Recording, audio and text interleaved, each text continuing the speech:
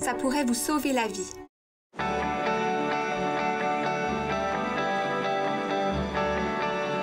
Vous regardez TV Rogers, Ottawa.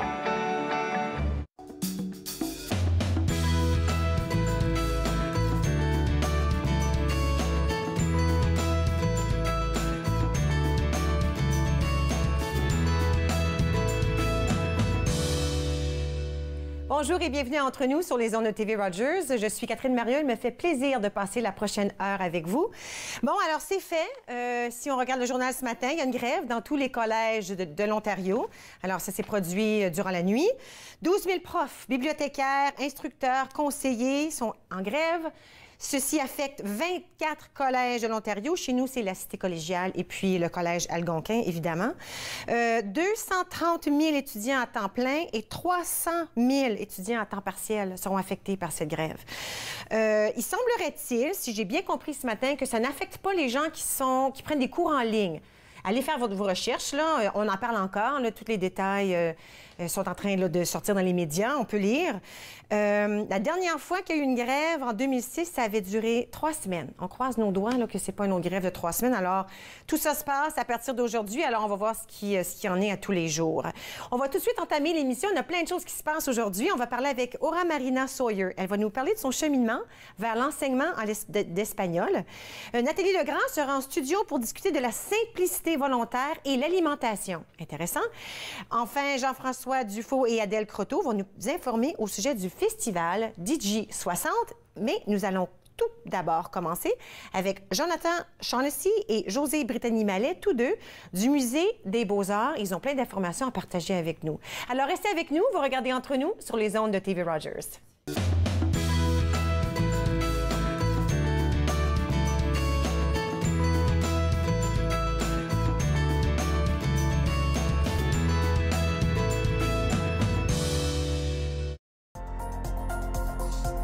L'émission suivante vous est présentée par la télétransportée Rogers. Profitez du contenu exclusif gratuitement. Disponible au www.rogersanyplacetv.com. Je suis Dominique Lheureux et je suis bénévole chez TV Rogers. J'ai commencé en tant qu'étudiant coop et j'ai continué parce que j'aimais tellement ça. Donc je continue en tant que bénévole. C'est merveilleux. Quand on est en studio, on fait les caméras, la régie plateau, le son. J'aime ça parce qu'on est comme une famille. Je suis autiste, puis je suis capable de faire TV Rogers. Vous croyez pouvoir conduire après avoir consommé de la drogue? Détrompez-vous. La conduite avec les facultés affaiblies, que ce soit par la drogue ou par l'alcool, est illégale. Et en Ontario, les conséquences sont les mêmes.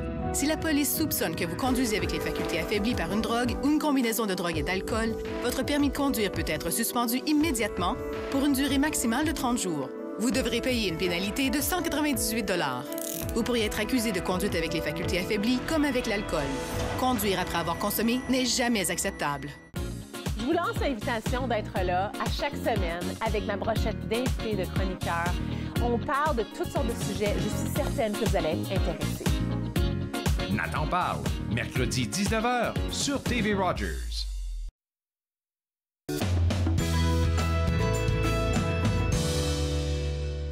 Vous êtes de retour entre nous sur les ondes de TV Rogers. Avec moi, José Brittany-Mallet, relations publiques et médiatiques du Musée des Beaux-Arts. Et à chaque fois qu'on se voit, on apprend plein de choses qui se passent au Musée des Beaux-Arts. Oui, bien j'espère bien. Alors, ce matin, je voulais vous parler du retour d'une œuvre qui est très, très appréciée du public, qui a été créée par l'artiste canadienne Janet Cardiff, une dame qui nous vient de la Colombie-Britannique. Et son œuvre, c'est une sculpture sonore qui s'intitule Motet pour 40 voix. Alors, c'est une installation qui est présentée dans la chapelle rideau des salles d'art canadiens et autochtones au musée et qui consiste en 40 haut-parleurs que l'artiste a disposés en ovale. Et oui, c'est très intriguant. Hein? Parce qu'on pense souvent, on pense une chose à regarder. Oui. Des fois, une chose à toucher, pas toujours, mais des fois, des choses à voir, mais pas nécessairement des choses à entendre. entendre, à expérimenter. C'est une œuvre qu'on appelle immersive. OK. Et lorsque, donc, ce sont des haut-parleurs et chaque haut-parleur diffuse la voix d'un chanteur. Et ce sont les chanteurs d'une chorale, la fameuse chorale de Salisbury en Angleterre, qui est réputée qui existe depuis des centaines d'années, et qui chante ensemble en chœur une pièce musicale qui s'intitule Spem in Alium. C'est une pièce en latin qui a été composée il y a très longtemps, en 1573, par Thomas Tallis, qui était un compositeur anglais. Et donc, ce qui est assez... c'est une belle expérience à vivre parce que lorsqu'on pénètre dans la chapelle Rideau, on voit ces haut-parleurs-là qui sont disposés en ovale. Alors, ils sont en ovale. Oui. C'est un peu comme un demi-cercle, si on veut. Là. En un ovale complet. Oh, alors, complètement fermé. Oui, c'est ça. Puis est-ce qu'on se met à l'intérieur? On peut se mettre au centre et là, expérimenter, d'entendre... comme on était au centre, si on était au centre de la chorale, Okay. et on entend chacun des chanteurs interpréter sa partie là, du chant. Exactement. Et puis, on peut aussi se promener de haut-parleur en haut-parleur pour entendre chacune des voix indépendantes. Oui, parce que j'allais dire, dépendamment où je me place, disons, je suis entre deux, ces deux voix-là vont résonner plus fort que si j'allais dans un autre... Ou si je me mets au centre, peut-être, ou c'est une vue... On entend vraiment l'ensemble de la chorale chanter. Wow. Et c'est vraiment magique. C'est vraiment une expérience qui est presque spirituelle, bien que ce ne soit pas un texte religieux, mais qui pourrait l'être. Et rapidement, ce qui est intéressant d'apprendre, c'est qu'il y a une rumeur qui veut que la pièce a été composée pour célébrer le 40e anniversaire de naissance de la reine Élisabeth Ier. Donc, c'est une rumeur. On ne sait pas si c'est vrai. Peut-être que oui, peut-être que non. Donc, c'est une installation qui est à l'affiche présentement. C'est un des trois exemplaires de cette installation parce que le musée en possède une, mais aussi la Tate Gallery de Londres en possède une, et puis le MoMA, le Museum of Modern Art de New York. Donc, on a la chance formidable de l'avoir chez nous au Canada. Et, elle nous revient parce que nous la prêtons de façon assez régulière à d'autres musées au pays pour permettre au plus grand nombre de gens possible d'en bénéficier. Je pense que c'est important de mentionner ce que vous dites là, c'est que le musée est toujours en mouvement. Alors, juste parce qu'on l'a visité une fois, il est complètement différent. Des choses neuves s'ajoutent. Certaines choses restent pour toujours, mais il y a toujours une nouvelle expérience à chaque fois qu'on le visite. Absolument. On essaie vraiment de faire tourner, de mettre en rotation les œuvres de la collection parce que, vous savez, la collection compte 65 000 œuvres. Wow. Et bien entendu, nous n'avons pas l'espace pour toutes les exposer. Ouais. Quoique, Motet pour 40 voix est là pour rester encore un bon moment. Alors oui, jusqu'à quand on peut le voir, celui-ci, là? Ça vient tout juste de prendre l'affiche. Alors, pendant toute la période des fêtes, pendant toute... C'est certain que je vais aller voir ça. Puis ça, avec mon entrée, je peux voir. Je peux l'entendre et le voir. Oui, c'est compris avec le droit d'entrée et c'est vraiment une expérience à vivre et à revivre. Extraordinaire.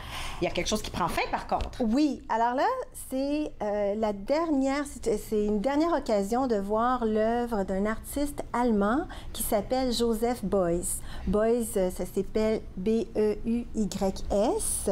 Et c'est un artiste qui a connu de son vivant, parce qu'il est maintenant décédé depuis 1986, mais qui exerce encore une influence importante sur les artistes vivants. Sa notoriété en Allemagne, elle est immense. Et nous, au musée, nous avons voulu lui rendre hommage il y a 2 ans déjà, parce que c'est une exposition qui prend fin le 26 novembre, mais que nous avons ouverte en décembre 2015. D'accord. Et donc, on veut lui rendre hommage à cet artiste-là qui est venu au Canada 2 fois de son vivant dans les années 70 et qui rêvait de voir un jour ses œuvres exposées au Canada. Wow! Donc, c'est la toute première exposition qui lui est consacrée. On présente 17 sculptures. OK. Et c'était un artiste qui était un pionnier, qui faisait appel à des matériaux hors de l'ordinaire. Donc, il travaille avec le fil de fer, le plâtre, du bitume recyclé, puis d'autres matériaux pour concevoir les sculptures. Donc, OK. Alors ça prend fin au mois de novembre. Oui. Là, dans la dernière minute qui nous reste, on voulait vraiment parler de James Wilson Morris, n'est-ce oui, pas? alors je vous en avais parlé la dernière fois, l'exposition qui est consacrée à cet artiste canadien. Et je vous ai apporté cette fois-ci quelques images pour vous donner un aperçu, puis surtout, je l'espère, le goût de venir le découvrir. Parce que grâce au don de M. H.K. Prakash, qui a eu la générosité de nous offrir près de 50 tableaux de cet artiste-là, on a maintenant la possibilité d'organiser des expositions sans avoir à emprunter de ses œuvres de prêteurs, de collectionneurs privés ailleurs dans le monde. C'est à nous maintenant. C'est à nous.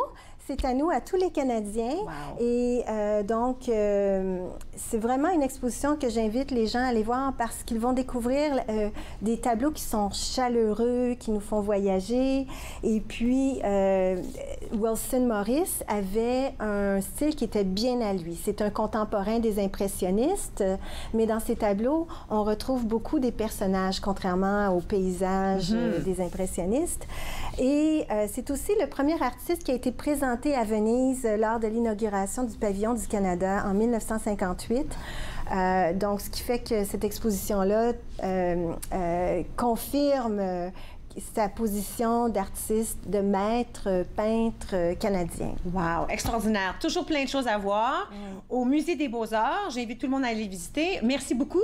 On va se revoir dans un mois sans faute avec d'autres choses excitantes qui se passent au musée. Nous allons prendre une toute petite pause. Nous allons continuer de parler du Musée des Beaux-Arts, mais cette fois, on va parler de la Biennale canadienne, la 4e édition. Restez avec nous. Vous regardez Entre nous sur les ondes de TV Rogers.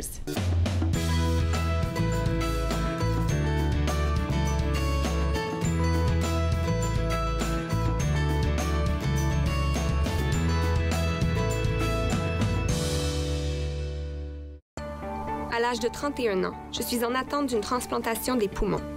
On me dit tout le temps, « Tu n'as pas l'air malade. » C'est une chose d'avoir à gérer mes symptômes physiques, mais parce que je ne parais pas malade, je dois aussi faire face à ça. L'hypertension pulmonaire est une maladie des poumons rare qui peut être mortelle. L'HTP est incurable, mais des traitements sont disponibles. Parlez à votre médecin de l'HTP si vous ressentez ces symptômes inexpliqués. Ça pourrait vous sauver la vie. Cette semaine à l'émission, on fait des pâtes avec du fromage feta, des olives, des tomates. On vous fait des veaux saltimbocca et on finit avec un semi-freno au miel. Passion cuisine, 2 épisodes mardi midi sur TV Rogers. Les crises humanitaires frappent de plus en plus de gens à travers le monde. Heureusement, il existe des organismes pour leur venir en aide. Mais parfois, la demande est si grande que même avec la meilleure des volontés, on ne peut y arriver seul. Voilà pourquoi au Canada, les associations se regroupent pour former la coalition humanitaire. Car ensemble, nous sauvons plus de vies. Exposés, discours, conférences, c'est à Podium que vous les retrouverez. Il y a eu différents événements déclencheurs. On se comprend qu'être artiste, c'est pas une job normale. Podium, mardi 21h sur TV Rogers.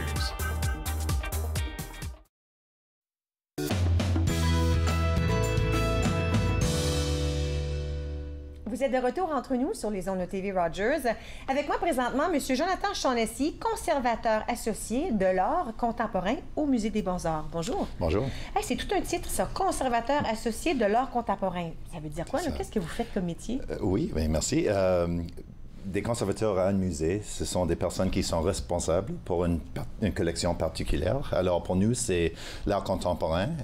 Et ça veut dire au musée, c'est notre responsabilité de suivre l'art de les dernières 25 ans. Alors, ça, c'est vraiment... Mais vraiment, on travaille avec les artistes vivants, on travaille avec l'art actuel, on dirait en français. Okay. Et puis, ça veut dire au musée que c'est nous qui proposons les œuvres pour l'achat, ou soit travailler avec les collectionneurs pour les dons et aussi faire les expositions. Alors, c'est nous qui proposons et puis travaille sur les expositions. Est-ce que des fois, ça arrive qu'on rencontre un artiste ou bien une famille d'un artiste, parce que l'artiste n'est plus avec nous, qu'il faut convaincre un tout petit peu, ou est-ce que tout le monde a hâte d'avoir leurs choses dans le Musée des Beaux-Arts? On pense que c'est plutôt qu'il y a des artistes qui ont hâte à être dans la collection, mais c'est plutôt que c'est vraiment quelque chose de rigoureux peut être dans la collection. Alors, il y a beaucoup d'art, il y a beaucoup d'artistes, mais c'est à nous, comme conservateurs, de voyager, de parler, de faire notre recherche pour que ce que nous présente pour la collection nationale et pour le public, en fait, ce sont des exemples de l'art qui est le plus innovateur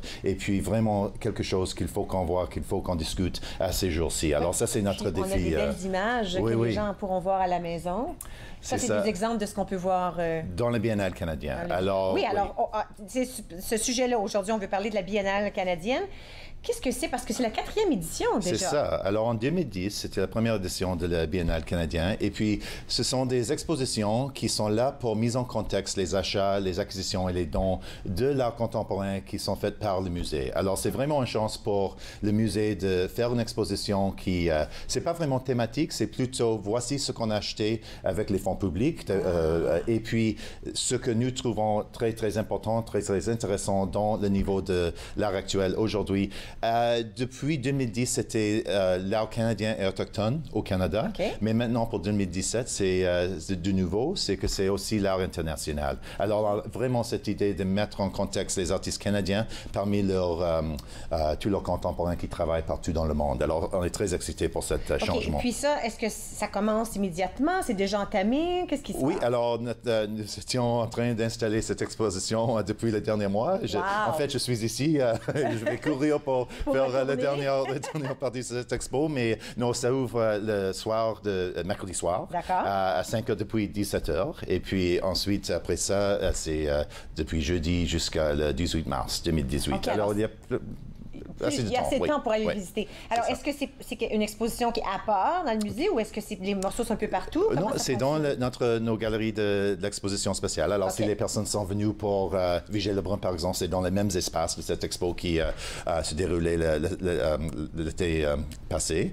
Et alors, c'est comme ça. Il y a plus de 50 artistes qui travaillent au Canada, autochtones aussi, et puis au niveau international. Et aussi des artistes canadiens qui travaillent en allemand, des artistes qui travaillent, canadiens qui travaillent partout dans le monde. Parce que les artistes sont des personnes qui vraiment sont transnationales, si on pourrait dire. Ils se promènent, comme on dit en français. Ils se promènent, d'habitude, ils se promènent. Et alors, plus de 50 artistes, plus de 100 œuvres. Et on a vu des exemples sur l'écran de alors, c'est pas seulement des peintres. Non. Alors, on a déjà parlé de Janet Cardiff dans les salles permanentes. Alors, ça, c'est une sculpture contemporaine. On peut voir que l'art contemporain, et c'est aussi notre travail comme les conservateurs, de vraiment faire notre travail pour raconter ce qui s'appelle l'art contemporain, l'art actuel. Et puis, on a dans l'exposition des sculptures, comme on va voir de Nick Cave, on a les grandes installations de vidéos, on a les vidéos surprenantes de Stan Douglas. Je pense qu'on a vu une image sur l'écran de cette installation vidéo de Stan Douglas, qui est un artiste qui travaille à Vancouver, mais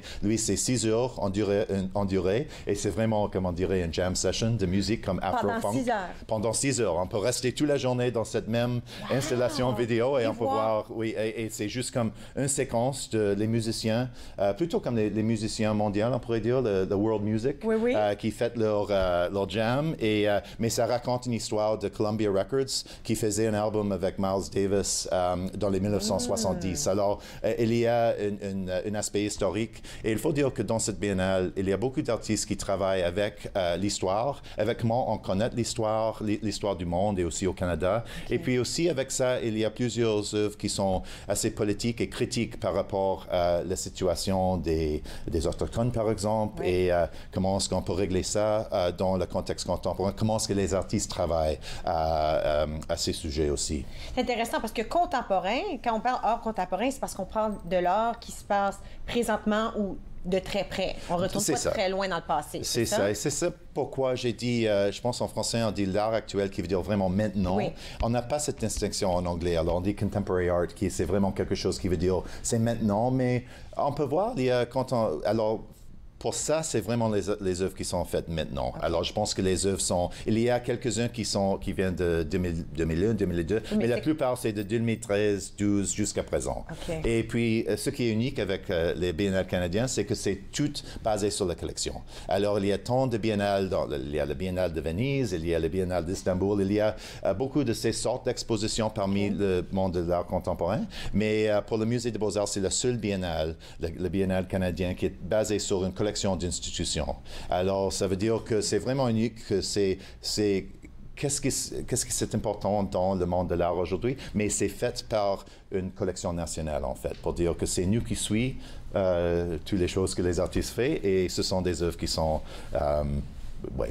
jugées comme plus important pour être dans la collection. Puis là, le Musée des Beaux-Arts d'Ottawa, il y a aussi, si on veut, il y a un parrainage qui se fait avec d'autres villes, d'autres provinces. Oui, alors ça, c'est une autre chose.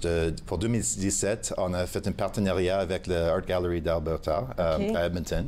Et puis, il y a plusieurs œuvres, dont le Biennale canadien, qui sont là. Alors, il y a... et puis, ça, c'est une exposition qui est en tournée jusqu'à janvier 2018.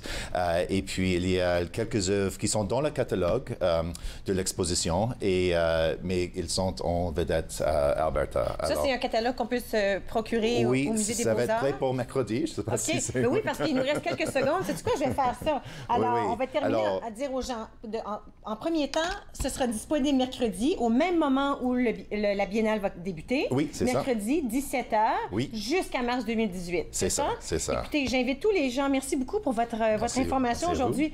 Alors, allez visiter www.beauxarts, il y a un trait d'union, beau-arts.ca pour avoir toutes les informations au sujet du biennale qui commence mercredi et peut procurer ceci aussi. OK, nous allons prendre une toute petite pause. À notre tour, nous allons parler avec Aura Marina Sawyer au sujet de son cheminement vers l'enseignement en espagnol. Restez avec nous, vous regardez Entre nous sur les ondes de TV Rogers.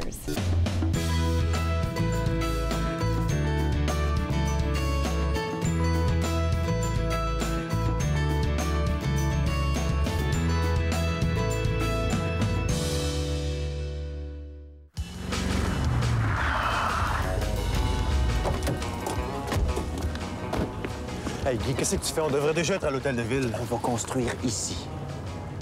Puis on va fournir des habits d'homme-grenouille à tous les visiteurs, c'est ça? Non, sur l'eau. Tu parles de construire l'équivalent du centre-ville de Montréal. Non, justement, il faut créer un nouvel espace. Puis c'est tout ce que tu as trouvé, ça? Bravo. Je te parle de construire des îles. Puis la terre. On va pelleter le Mont-Royal, là, je suppose. On creuse présentement pour le métro, là. La voilà notre terre.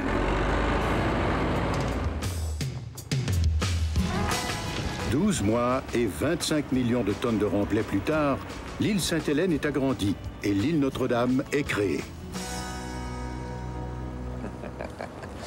Bien, faut pas faire attendre le maire drapeau. L'Expo 67 de Montréal a été l'exposition universelle la plus populaire du 20e siècle. Tout est secondaire, alors c'est pas des couleurs criantes. Le peintre des 4 saisons, samedi 13h30 sur TV Rogers.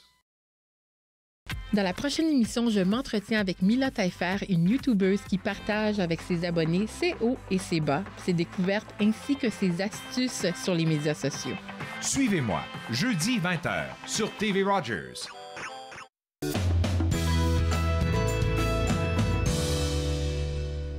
Vous êtes de retour entre nous sur les ondes de TV Rogers. Nous allons parler avec Aura Marina Sawyer, qui a une histoire assez intéressante à nous raconter. Bonjour. Bonjour.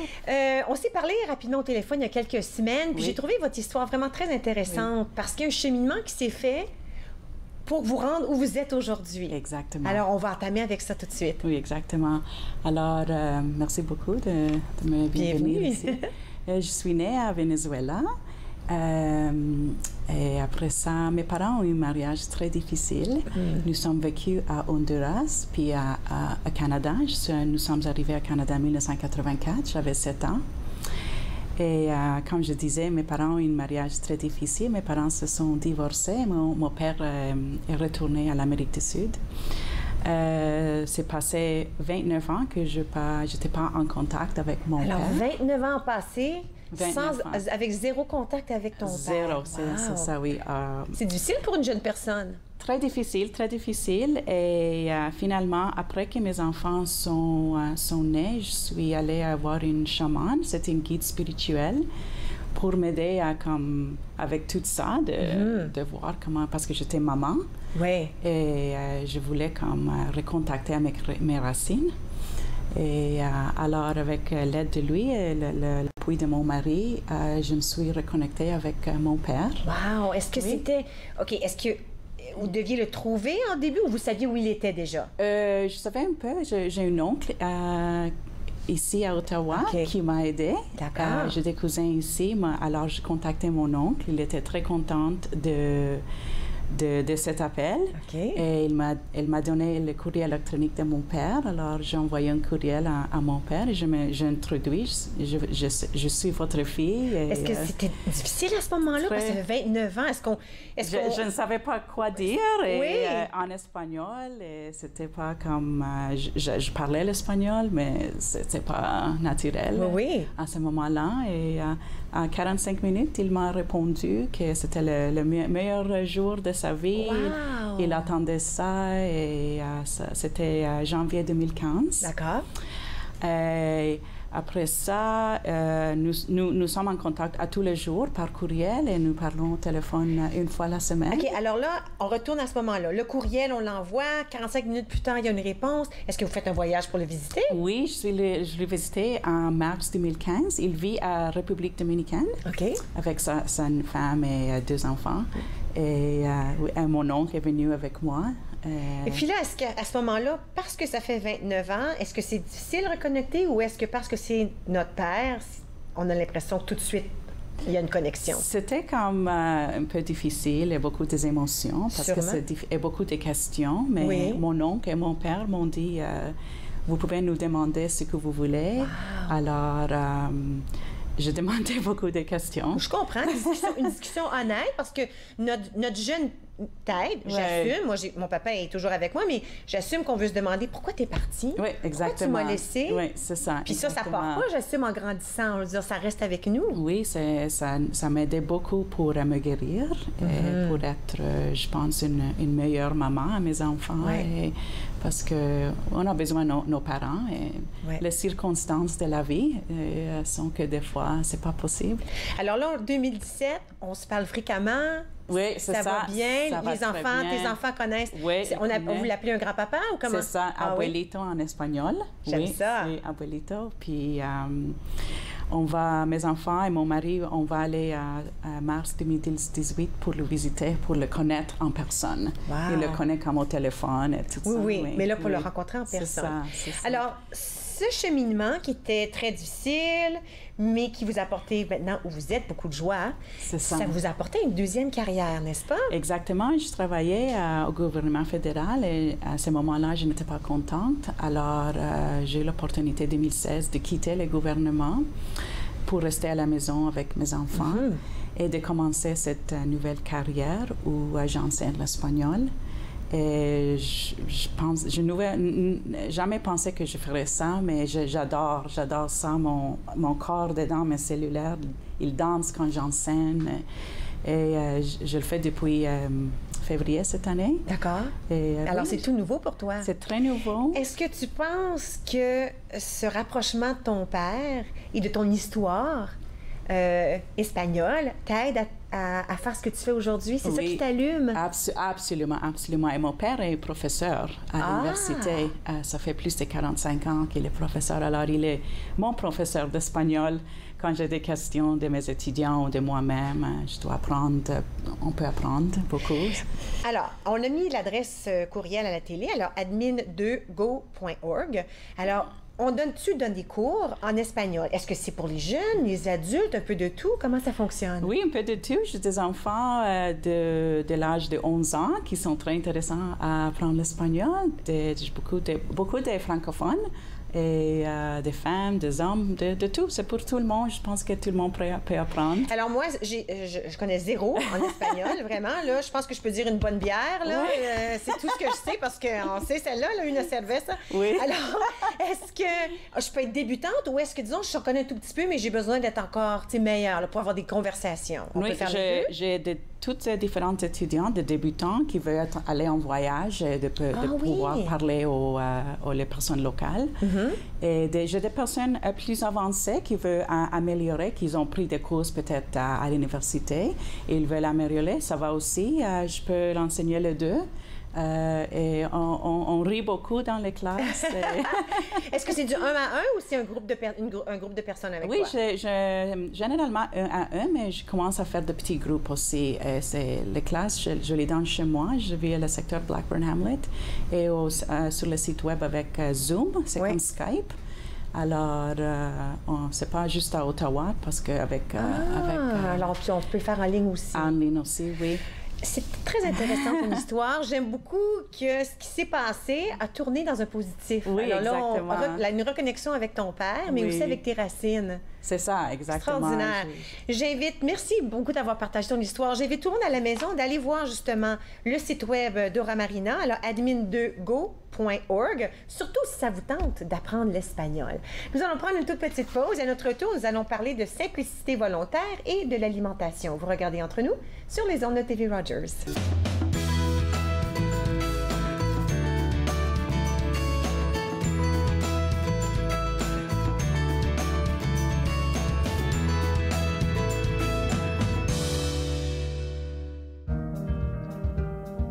J'ai choisi TV Rogers parce que c'était dans mon champ d'intérêt, produire, réaliser, faire tout ce qui a trait à la télévision, voir comment que ça se passait en arrière de l'écran, les caméras, le montage. Tu le sais pas quand tu commences à regarder la télé puis tu dis, il y a quelqu'un qui pèse sur un bouton puis tu fais « Hey ». À la prochaine émission de Yoga en progrès, c'est la deuxième partie du cours que j'enseigne en classe, sauf pour vous, c'est dans le confort de votre maison. À la prochaine. Yoga en progrès, lundi au vendredi, 9h30, sur TV Rogers. Au cours d'un examen de routine, le pédiatre de notre fille a détecté un souffle au cœur. Nous avons pensé qu'un ECG confirmerait que nous n'avions rien à craindre, mais nous avons été choqués par un diagnostic d'hypertension pulmonaire. Les samedis matins, c'est fait pour jouer, pas pour les médicaments. L'hypertension pulmonaire est une maladie des poumons rares qui peut être mortelle. L'HTP est incurable, mais des traitements sont disponibles. Parlez à votre médecin de l'HTP si vous ressentez ces symptômes inexpliqués. Ça pourrait vous sauver la vie.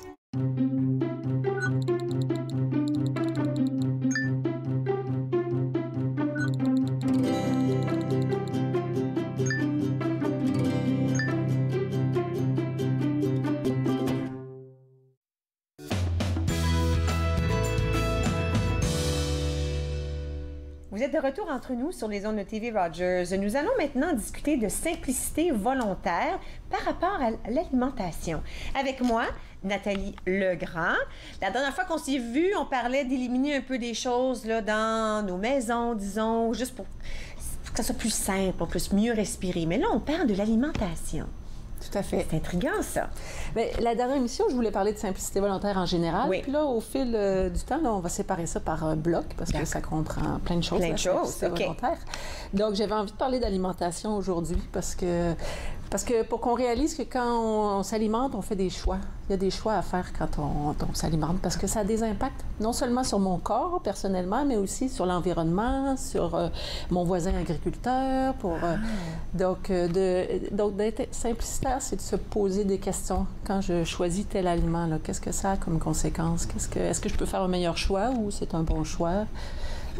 OK. Alors, pourquoi est-ce que, en premier temps, pourquoi est-ce que ce serait important? Ou comment on commence, peut-être? Et peut-être de réaliser que quand on produit des aliments, il y a un impact sur l'environnement. Quand j'achète ou quand on produit? Bien, alors, un peu des deux. OK. Attends, alors, on va parler de la production. Alors, quand je produis un aliment, ça a un impact sur l'environnement? Si je mets des produits chimiques dans mes légumes, tout ça, ça a un impact sur l'environnement. Si je donne des antibiotiques ou des hormones à mes vaches, mes cochons, tout ça, ça a un impact. Par le fait même sur nous aussi. Quand j'utilise des terres à leur maximum, là, puis qu'elles n'ont pas le temps de se régénérer, ça a un impact sur l'environnement. En tout cas, donc, il y a beaucoup d'impact sur l'environnement. Le voyagement des aliments aussi. Tu sais, nos aliments qui viennent les oranges de la Floride, disons. Là. Oui.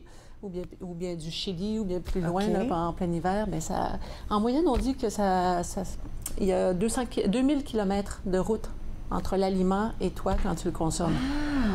OK, c'est intéressant, ça. Alors, ça veut dire qu'il y a de l'essence, que ce soit l'avion ou le camion ou le train ou quoi que ce soit. Là.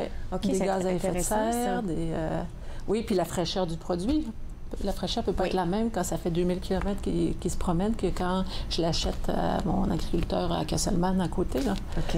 Donc, alors, ça, c'est la production. En tant que consommateur, ce sera à moi de prendre les meilleures décisions d'abord. Tout à fait, en se demandant peut-être d'où vient mon aliment. Il y a aussi toute l'histoire de l'emballage. Bon, bien, ça, c'est en plus par rapport au zéro déchet, là. Mais est-ce que mon produit est transformé? C'est quand je préparais mes affaires, là, je repensais. Souvent, on dit, comme les produits transformés, ne devraient pas avoir plus que 5 ingrédients. Puis se poser la question, est-ce que mon ancêtre, il reconnaîtrait cet aliment-là?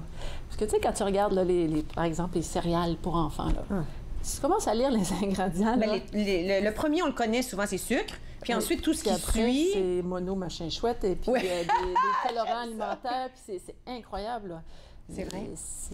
Puis moi, c'est pas normal qu'on reconnaisse pas qu'est-ce qu'on met dans notre corps. Oui. C'est notre carburant, l'alimentation. Puis donc, je pense qu'il y a des prises de conscience oui. Bien, à faire. Chez nous, on tente d'éviter ce qui est préfabriqué. On tente. Ça nous arrive. On est tous très, très occupés. Oui. Mais, tu sais, quand je regarde, disons, je vais acheter une sauce spaghetti, j'ai pas le temps de la faire moi-même. Entre celle où je peux à moitié rien lire, puis l'étiquette est ça de long, puis l'autre en arrière qui me dit tomate, souvent il y a du sucre, mais c'est pas grave. Il y a 4 ou 5 choses que je peux lire, bien, c'est pas très difficile de prendre une minute pour les regarder, n'est-ce pas? Tout à fait. Puis je pense que ça peut avoir un gros impact aussi sur notre santé là, personnelle, parce que tout ça, c'est des additifs. Et puis de plus en plus, les recherches démontrent, là, les colorants alimentaires, par exemple, les effets qu'ils peuvent y avoir sur des enfants qui sont TDAH, et puis qui... en tout cas, si on se met à lire un petit peu, là, on voit que... OK. Alors là, une fois que j'ai décidé de faire des bons choix, j'ai acheté les bonnes choses pour mettre dans mon frigo, mais là, il y a toujours cette affaire-là où la semaine passe, puis mon chou-fleur, j'ai oublié de le manger. Tout à fait. Puis là, ben, il se ramasse dans la poubelle. Puis ça, c'est horrible. Puis comment ça se fait que tu l'as pas mangé? Ben, OK, est-ce que je peux dire que des fois, c'est la paresse? Des fois, il est poussé en arrière. Puis j'ai une bonne... Je me dis, OK, demain, je vais faire le chou-fleur. Les enfants aiment quand je fais le chou-fleur avec la crème et le fromage. Je vais le faire demain. Puis là, ben, demain, je suis pressée, puis la canne est là, puis les pâtes. Hein, tu sais, un peu comme ça, là. Puis il se ramasse dans le fond. Bien, c'est ça. Alors, un petit truc, là, c'est de mettre nos achats les plus récents en arrière, puis de faire le tour, là, comme ça, pour que le plus vieux reste toujours en avant, et puis... Puis peut-être d'acheter moins ou de manger... Mais j'ai un collègue de travail, là, justement, on se parlait récemment, là, il doit m'entendre sûrement. Il vide son frigidaire. Il dit, je vide mon frigidaire, puis il est arrivé un jour, il a dû s'acheter un lunch parce qu'il avait vidé son frigidaire. J'admire tellement ça parce que mon frigidaire, s'il est vide, c'est parce qu'il faut que je jette trop de choses. Puis oui, puis des fois, on a plein de petits pots de fin fond, de je sais pas quoi, là. En tout cas, je vois ça des fois dans les frigos, là. Mais ça, c'est correct. Oui, il faut qu'il respire, notre frigo. Okay. Moi, je pense aussi, même pour que les aliments se conservent bien, là, il ne faut pas que tout soit écrasé. Alors, c'est une question d'apporter une liste, une question de faire des meilleurs choix. Peut-être mieux prévoir effectivement, mieux prévoir ses achats. Par exemple, on ne dit de pas faire l'épicerie le ventre vide. Ça, c'est vrai. Et puis cuisiner. Et puis récupérer. Tu sais, des fois, on parle de soupe tout ski. Donc, tout ce qui traîne dans le frigo, on en fait une bonne soupe ou un potage, et puis on ne se rend pas compte que c'était des aliments qui allaient presque être mis au compost. OK. Il y a le compost aussi, faire son compost, soit à la maison, soit à la ville. Déjà, ça ne se retrouve pas aux poubelles. C'est sûr que c'est pas peut-être la meilleure solution, mais c'est déjà... c'est mieux que de le mettre à la poubelle comme on faisait avant. Il y a les vieilles bananes là, qui commencent à être un peu... les congeler, puis après en faire du pain aux bananes. OK, mais ça, je comprends pas ça, parce que j'ai déjà essayé ça, puis je pense qu'il me manque une étape, parce qu'elle était noire, je l'ai congelée, mais j'ai fait l'erreur de la dégeler. Il ne faut pas que je la dégèle. Il faut que j'utilise tout de suite quand elle est gelée, parce que ça a fait un gros moche mou. Oui, ça a fait un gros... C'est supposé de faire ça? C'est vrai. Moi, je les décongèle juste avant que je fasse mon pain. OK, juste avant. OK. Oui. Sinon, ou bien de la crème glacée de banane. Ça, c'est super bon. Oui! C'est quand même assez facile. Tout à fait. Couper des rondelles de banane congelées puis faire une crème glacée avec un peu de lait de les enfants ne le savent pas que c'est une vieille banane. Puis, ils vont la manger quand même. OK. Je te garde avec moi. On va prendre une toute petite pause. On va continuer. On a même une petite glacière à côté avec quelque chose dedans. On va voir ce qu'il y en est. Alors, je regarde Nathalie avec moi. Et puis, nous allons revenir et parler de simplicité volontaire. Encore une fois, vous regardez Entre nous sur les ondes de TV Rogers.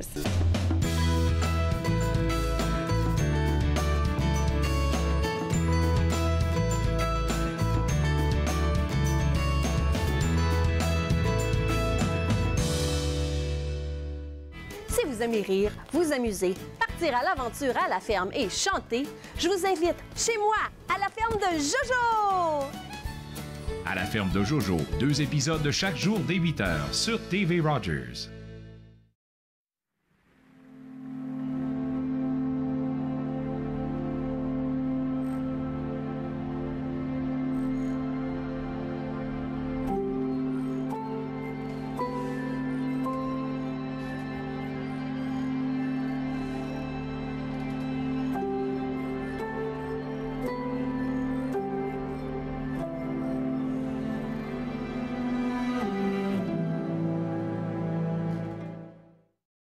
Croyez pouvoir conduire après avoir consommé de la drogue? Détrompez-vous. La conduite avec les facultés affaiblies, que ce soit par la drogue ou par l'alcool, est illégale. Et en Ontario, les conséquences sont les mêmes. Si la police soupçonne que vous conduisez avec les facultés affaiblies par une drogue ou une combinaison de drogue et d'alcool, votre permis de conduire peut être suspendu immédiatement pour une durée maximale de 30 jours. Vous devrez payer une pénalité de 198 $. Vous pourriez être accusé de conduite avec les facultés affaiblies comme avec l'alcool. Conduire après avoir consommé n'est jamais acceptable. À notre prochaine émission de C'est bon cuisiner, après être tombé dans les pommes, on tombe complètement dans les patates. C'est bon cuisiner, lundi 15h30 sur TV Rogers.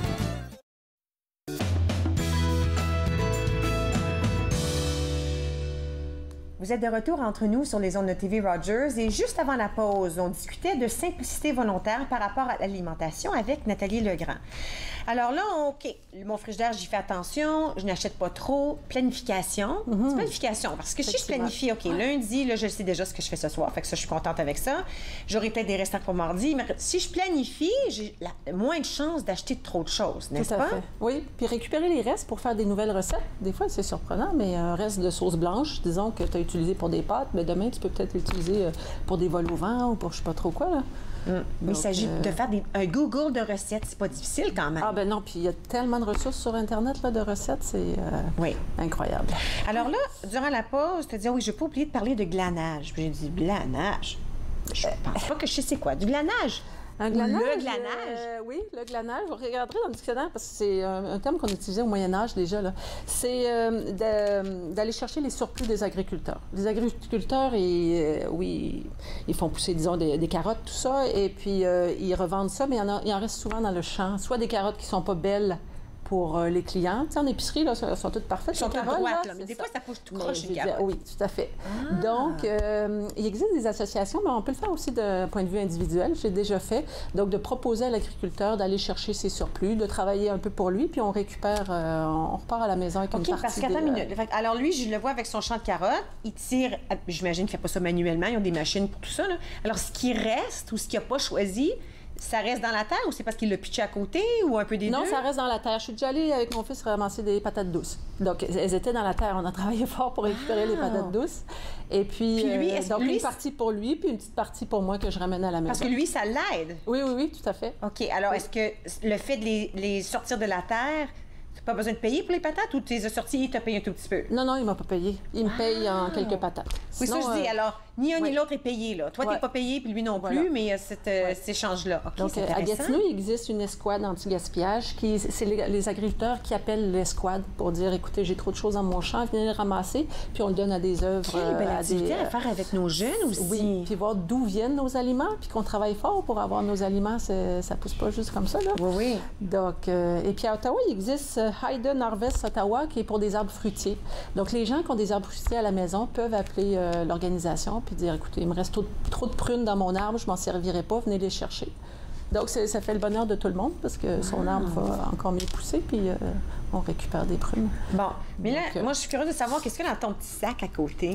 Non, en fait, comme truc, là, pour pas gaspiller, j'avais envie de vous montrer visuellement. Oui, j'aime ça. Ça vient de mon congélateur. OK. Donc, quand j'utilise des aliments bio en général, là, parce que tout ce qui est... J'utilise pas, par exemple, le kale, le milieu, puis des fines herbes peut-être, puis des bouts de carottes. Des bouts de carottes ici, je vois ça. Okay. Donc, je mets tout ça dans mon congélateur, et puis quand mon sac va être plein, bien, je me fais un bouillon de légumes. Intéressant. Donc, je remplis. Fait que ça, c'est les restants que tu vas pas nécessairement manger, comme je peux voir là, les petits bouts que tu coupes de... quand le sac est plein, là, tu fais bouillir de l'eau, tout ça avec de l'eau, là, je mets puis des épices. Oui, je mets de l'eau juste au-dessus et puis ça me fait du bouillon de liquide, du bouillon de légumes que je vais pour faire de la soupe, pour n'importe quelle recette. OK, ça c'est intéressant. Encore une fois, on n'a rien gaspillé. Parce que le bout de carotte, il n'est pas beau à mettre dans notre assiette, mais c'est en masse bon pour faire de la soupe. Voilà. Super. Qui gaspille le pas, il est encore gelé. Là, dans ton sac. Je ne veux pas que tu le perdes. Alors, c'est vraiment très intéressant de pouvoir savoir quoi faire avec nos retailles et les utiliser une deuxième fois. Tout à fait. Puis après, il va aller au compost. Donc, finalement, je l'ai utilisé quasiment 2-3 fois. Là. Ouais.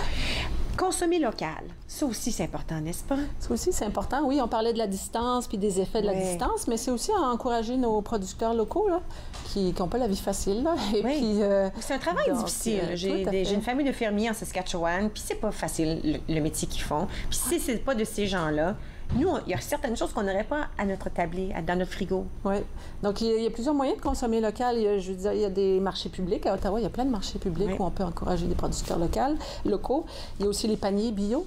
Donc, moi, c'est nouveau de cette année. Je me suis abonnée à un fermier de famille. On appelle ça comme ça.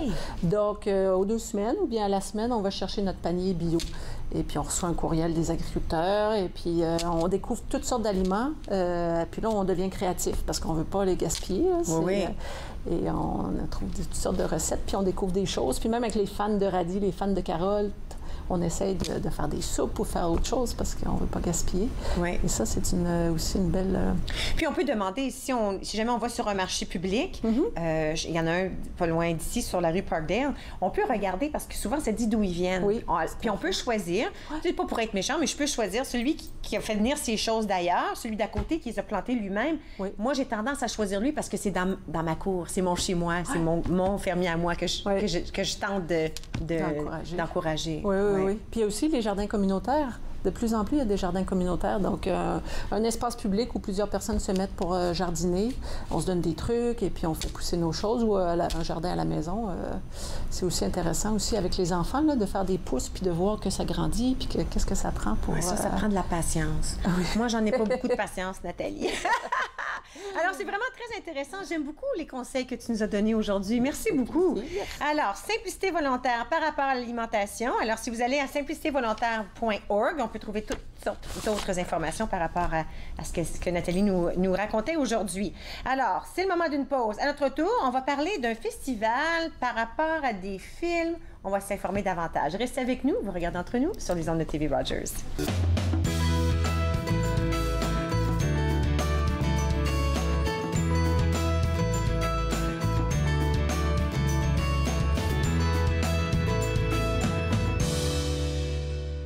Monsieur de Champlain, lorsque j'aurai traversé cette contrée et rejoint la Chine, je leur rendrai hommage, vêtu de ceci. Monsieur Nicolet, votre mission sera pour l'honneur de la France et de la Sainte-Foi. À l'été 1634, Jean Nicolet quittait Québec à la recherche de la route qui joindrait l'Europe et l'Amérique à la Chine. Mais où est-ce? C'est là-bas, l'endroit que tu cherches. Durant des mois, Nicolet affronta l'inconnu, cherchant la mer d'Occident. Georgia! Mississippi! Qu'est-ce qu'il a dit? Il dit Mississippi, les grandes eaux. Mississippi, la mer, la Chine.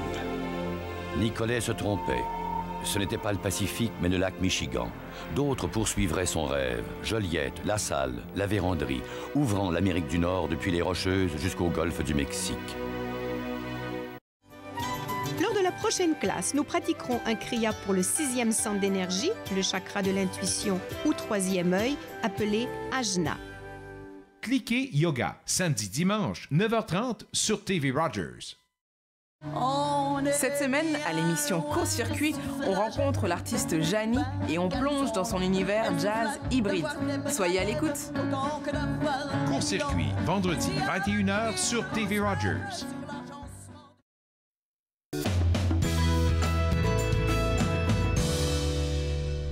Vous êtes de retour entre nous sur les ondes de TV Rogers. Avec moi, 2 invités, Adèle Croteau et Jean-François Dufault. Et ensemble, on va discuter de Lights Camera Cure. C'est ça. C'est excitant, là. Ça se passe très bientôt, n'est-ce pas? Jeudi. Jeudi. OK. Alors, toi, tu es bénévole au Vixens Victorious. Oui. Qu'est-ce que c'est, ça? Bon, Vixens Victorious, c'est une organisation entièrement gérée par des bénévoles. C'est 2 filles, Jennifer. Les 2 s'appellent Jennifer. On a commencé ça en 2015. Puis, pour but, c'est de avoir des fonds pour la Fondation du cancer de la région d'Ottawa. OK. Donc, il y a une, Jennifer, elle a perdu sa mère à un cancer du pancréas. OK. Et puis l'autre, Jennifer, c'est une survivante du cancer du sein. Donc, ensemble, comme amis, ils ont vraiment voulu trouver une façon d'avoir des fonds, de donner des fonds à la Fondation. OK. Ouais. Alors, et leur façon de faire ça, c'est en créant Vixens Victorious. Oui. Cool. Puis ça fait quoi avec Vixens Victorious? Ils font des différents événements. Cette semaine, on va avoir Lights Camera Cure. C'est leur 3e événement. Wow. C'est un festival de films. Et puis, cette année, ils vont présenter des courts-métrages. C'est des cinéastes locaux. OK. Ouais. En 2015, ils ont fait un même événement, mais c'était des cinéastes, toutes des femmes. Donc, alors, ils changent un peu les choses à chaque fois. Oui, c'est ça. Exactement. OK. Alors là, c'est la 2e fois. Deuxième fois pour le festival de films, oui. Pour le festival de films, OK. Là, cette année, on s'en tient aux Canadiens, aux locaux. Oui, locaux. Ouais. Et puis là, maintenant, Rogers est impliqué, n'est-ce pas? Bien, c'est ça, essentiellement. Moi, je suis un cinéaste, mais je travaille aussi chez TV Rogers. Félicitations en passant. Merci, parce que toi, tu es le réalisateur de Première Lancée, qui est le nom de ton film. Oui, c'est ça. C'est un court-métrage qu'on a produit ce printemps dernier avec nos étudiants co-op qui viennent ici chez TV Rogers. Wow. Et puis, c'est un film qu'on avait lancé dans un festival qui s'appelle Digi60 dans la région. Okay. Et puis, Jennifer, ça fait longtemps qu'on se connaît, Jennifer Mulligan. Okay. Et puis, elle m'a demandé si le film voulait faire partie de ce festival-là. Puis là, j'ai dit oui, immédiatement, parce que c'est tellement pour une bonne cause. Ouais. Et puis, c'est le fun aussi qu'elle encourage les cinéastes de la région de participer dans un festival comme ça. Oui, parce que si je comprends bien, le festival Digi60, on donne 60 jours pour créer un film, puis en plus, on donne un thème. Oui, exactement. C'était pas vraiment ouvert à... Faut que tu suives un tout petit peu là, les paramètres qu'on donne. Exactement. Puis ce qui est bien dans la sélection qu'elle a utilisée, c'est tout, comme on l'a mentionné, c'est des cinéastes de la région. Donc, si vous voulez avoir une belle perspective là, de la scène cinématographique ici à Ottawa, là, cette soirée-là, là, jeudi, le 19, là, c'est à voir, c'est certain. Puis vous allez découvrir, là, il y a tellement de talent à Ottawa, puis c'est pour une super bonne cause pour Vixens Victorious. OK, mais est-ce qu'on peut parler un tout petit peu là, du tien? Oui, c'est un petit film, ça dure 3 minutes. Oh, wow, c'est un petit film qui dure pas trop longtemps. C'est l'histoire d'un petit gars qui déménage dans une nouvelle ville. Il a perdu tous ses amis. Et puis, le début du film, on le voit, il est dans sa cour, puis il trouve une balle de baseball. Et puis, il la garoche sur comme la clôture qui est juste là. Puis, tout à coup, après 2-3 lancers, il la lance trop fort, puis ça va dans... la cour du voisin, puis il est comme, oups, oh non, c'est ce que j'ai fait. Puis là, tout à coup, la balle, elle revient. Puis là, il y a de quoi qui se passe. Ah, j'aime ça! OK, alors là, on va revenir à Lights Camera Cure. Ça se passe cette semaine? Jeudi le 19. Jeudi le 19. Où et à quelle heure? C'est au Théâtre Center Point. Et puis, c'est de 17h30 à 22h30. Alors, juste un soir, une soirée. Une soirée, oui, c'est ça. Puis, combien de films est-ce qu'on peut voir à ce moment-là? Il va y avoir 5 films. Puis, est-ce qu'ils sont tous des films de 3 minutes ou il y en a qui sont plus longs? Il y en a qui sont un petit peu plus longs. Oui, donc il va y avoir, c'est ça, 5 films. Il y a aussi d'autres événements. Il va y avoir des breuvages, des petites bouchées. Il va y avoir une vente aux enchères silencieuses avec beaucoup de super items. Super. Ouais. Alors, à ce moment-là, tout ça, on paye pour rentrer, j'imagine. Tu payes pour rentrer. Oui. L'enchère, tout ça, c'est pour aller vers la Fondation du cancer d'Ottawa. 100% ça va à la Fondation, oui. Est-ce qu'on sait un peu des films qu'on va voir? Est-ce qu'on a des petits... Il y a des documentaires, il y a toutes sortes de... C'est ça qui est intéressant. Il y a des comédies, il y a des drames, il y a toutes sortes de choses comme ça. Fait que c'est une belle variété. Et puis c'est une belle soirée aussi pour faire du réseautage avec les gens, puis parler un petit peu de cette fondation-là. Et puis de Vixens Victorious aussi. Pour ceux qui veulent se procurer des billets, ils peuvent aller visiter le site web de l'organisme. C'est vixensvictorious.ca. Oui, c'est www.vixensvictorious.ca. Et puis, elles sont à 35 $. Et puis, comme on a dit, c'est 100% ça va à la Fondation. Puis là, on a dit qu'il y a 5 films. Oui. Est-ce que c'était difficile en choisir juste 5? Est-ce que vous aviez comme un grand nombre de films, il fallait en éliminer quelques-uns? Ben moi, j'étais pas impliquée dans le choisissement des films. Moi non plus. Moi, mais je suis très chanceux d'avoir été sélectionné là-dessus. Je l'apprécie beaucoup. Mais comme j'ai mentionné, il y a un beau documentaire qui va être joué aussi. Puis vous allez vraiment découvrir le talent incroyable qu'on a ici dans la région pour les cinéastes. De plus en plus, la région commence à développer avec l'aide de ce festival-là, DG60, dont Jennifer Mulligan en fait partie aussi. D'accord. C'est vraiment pour les cinéastes en herbe, pour leur faire découvrir vraiment qu'est-ce que c'est le monde du cinéma. Puis c'est la collaboration entre tous ces cinéastes-là qui encourage comme les gens de grandir dans ça. Quand on dit un court-métrage de 3 minutes, là, je gage que ça ne prend pas juste 5 minutes de faire 3 minutes. Hein? Non, pas du tout. Je veux dire, c'est un gros processus, c'est certain. C'est drôle, ce petit court-métrage-là a été fait à vraiment la dernière minute. Moi, on s'avait inscrit, puis tout ça. Et puis la date approchait pas mal vite, là. Approchait très vite, puis il nous restait 6 jours. Puis le scénario n'était pas écrit encore. Wow! Fait qu'on l'a écrit comme très rapidement. On a tourné une soirée. Je pense que ça a pris 2 heures pour le tourner parce qu'on voulait tourner ça juste à l'aube où le soleil se couche. Ah oui, tu as pris ça en considération. Puis c'était la seule belle journée qu'on avait eue ce printemps-là. Fait que ça s'est super bien. Tiens-toi 2 petites secondes. Oui. Voilà la pause, puis on revient tout de suite, d'accord? OK, alors à notre tour, on va finir avec Adèle et Jean-François qui nous parlent de Light Camera Cure. Restez avec nous, on revient dans un petit moment.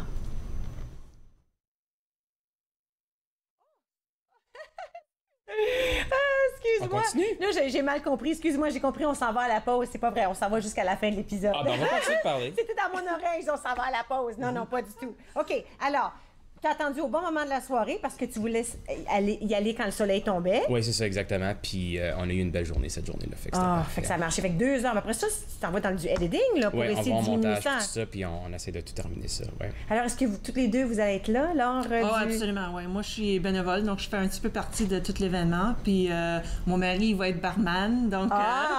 Alors, il y a des breuvages, il y a de la nourriture, il y a des choses à faire. Il y a aussi toutes sortes de... Est-ce qu'on sait quelle belle chose qu'il y a à l'entrée? Il y a des certificats cadeaux. Il y a une fin de semaine à Thousand Islands. Dans une des auberges là-bas. Il y a du golf. Il y a un petit peu de tout.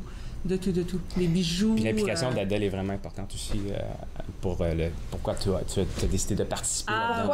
Pourquoi c'est important pour toi? Pour moi, lever des fonds, c'est très important. Ma mère est décédée du cancer des ovaires en 2008. Et puis, en 2013, moi, j'ai été atteinte du cancer du col de l'utérus. Donc, ça a vraiment devenu une grosse partie pour moi de faire ce que je peux pour donner des fonds à la Fondation, à cause ça aide vraiment les familles, les survivants, les survivantes, de vivre leur vie d'une façon saine. Puis, oui, parce que ce qu'on souhaite, moi je fais partie de la course à la vie qui vient tout juste d'avoir lieu la première fin de semaine du mois d'octobre. Puis ce qu'on veut, c'est un futur sans cancer. C'est ce qu'on souhaite un peu. Puis en faisant des levées de fonds comme vous faites, avec cet événement qui permet de donner ces sous-là à la recherche. Parce qu'on n'est pas toujours certain, mais souvent, ce qu'on fait, c'est qu'on donne l'argent à la recherche pour qu'on puisse trouver les solutions. D'autres fois, on les donne aux patients, ceux qui ont besoin de beaucoup d'aide, mais j'adore que vous faites ça ensemble en collaboration avec Light Camera Cure. Est-ce qu'on peut rappeler aux gens c'est quand et c'est où avant de terminer? Jeudi le 19. Alors, cette semaine? Cette semaine. Est-ce que je peux aller en ligne acheter des billets ou je peux me les acheter à la porte? Non, pas à la porte, je crois. Absolument en ligne. VixinsVictorious.ca. 35 $. Puis c'est pour une bonne cause. C'est pour une bonne cause. On va voir 5 films à l'intérieur. Et puis, l'endroit encore? Centerpoint. Centerpoint Theater. Oui, c'est ça. Écoute, je vous souhaite bonne chance. J'espère que ça se produit très bien et qu'on ramasse plein de fonds pour la Fondation du cancer. Tu viendras faire un tour. Je vais aller vous visiter, d'accord? Bon, écoutez, c'est déjà terminé pour nous. Là, c'est vrai que c'est terminé pour nous. Alors, j'espère que vous allez nous retrouver demain à la même heure. Ce sera un rendez-vous. Vous regardez Entre nous sur les ondes de TV Rogers. À la prochaine.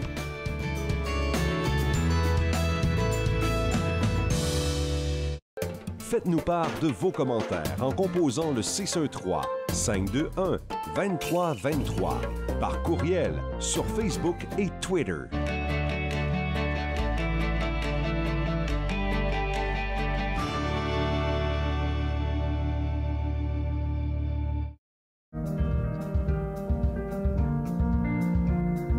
Bonjour, je m'appelle Michael. Mon spécialité, c'est faire la caméra. Les nouveaux bénévoles, quand ils ne savent pas quoi faire pendant le mobile ou n'importe quoi, comment bien rouler un câble, là, la personne, il dit « Va voir Michael parce que lui, il sait comment bien rouler. Si tu aimes faire des vidéos, tu peux venir à Rogers, tout à coup, il peut te montrer comment bien monter un bon reportage. » À l'âge de 31 ans, je suis en attente d'une transplantation des poumons. On me dit tout le temps « Tu n'as pas l'air malade ». C'est une chose d'avoir à gérer mes symptômes physiques, mais parce que je ne parais pas malade, je dois aussi faire face à ça. L'hypertension pulmonaire est une maladie des poumons rare qui peut être mortelle. L'HTP est incurable, mais des traitements sont disponibles. Parlez à votre médecin de l'HTP si vous ressentez ces symptômes inexpliqués. Ça pourrait vous sauver la vie.